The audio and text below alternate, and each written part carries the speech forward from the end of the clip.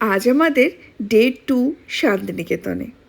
সকাল সকাল উঠেই বেশ ভালো করেই খাওয়া দাওয়া করে বেরিয়ে পড়েছি আমরা সোনাঝুরি হাটের উদ্দেশ্যে। আমাদের হোটেল থেকে সোনাঝুরি হাটে আসতে টোটোতে ওই 70-80 টাকা মতন নিয়েছিল। এখানে আসার পরে এই ইউনিক আর্টটা দেখলাম, যেটা দেখে আমার ভীষণই ভাল লেগেছে আর মনে হচ্ছিল যেটা আমার বাড়িতে বেশ ভাল লাগবে। কারণ কাল এসে আমি কিছু কিছু জিনিস শর্ট লিস্ট করে গেছিলাম যে আমি কি কি কিনবো। আর আমার মেয়ে শর্ট লিস্ট করেছিল এই ডান্সটা করার জন্য। কাল কিন্তু করতে পারেনি, আজ তাই বলেছিল এখানে এসে ওই ডান্সটা করবে।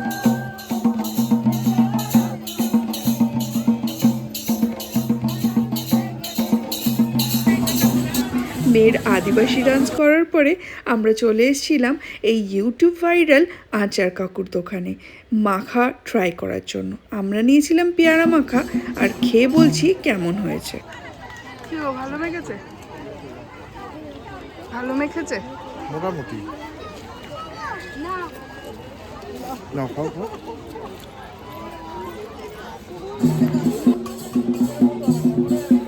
আমার তো একদমই ভালো লাগছে না। ফুড ব্লগারদের কথা শুনে আসা একদমই ভালো লাগছে না। তেলের গন্ধ লাগছে আচারটার মধ্যে।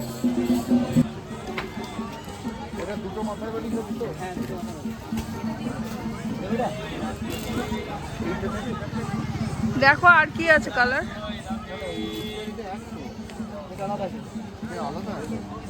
আচ্ছা এইটা দেখাও তো, একটা সাইড করো এটা।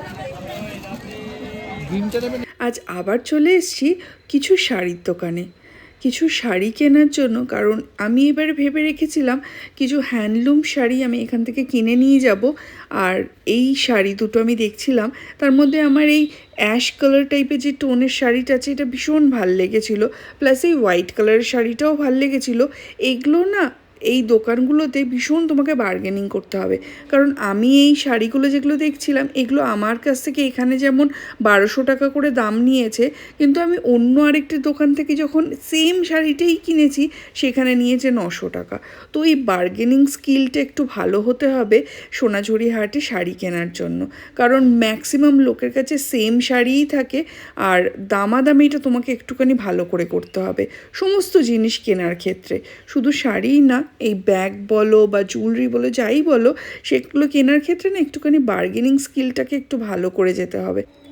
শাড়ি কেনার পরে চলে গেছিলাম একটা কুর্তির দোকানে, সেখান থেকে কিছু কুর্তি দেখার জন্য। সেখানে গিয়েও সেম কেস, বার্গেনিং স্কিল খুব ভালো হতে হবে। আর তারপরেই চলে গেছিলাম একটা ডোকরার দোকানে।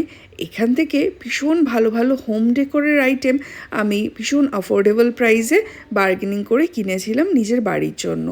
ভীষণ দেখতে সুন্দর লাগছিল, আর তার মধ্যে থেকে বেছে বেছে কিছু জিনিস চলে গেছে আমার বাড়িতে। তো আজকের মতন এখানেই ইতি।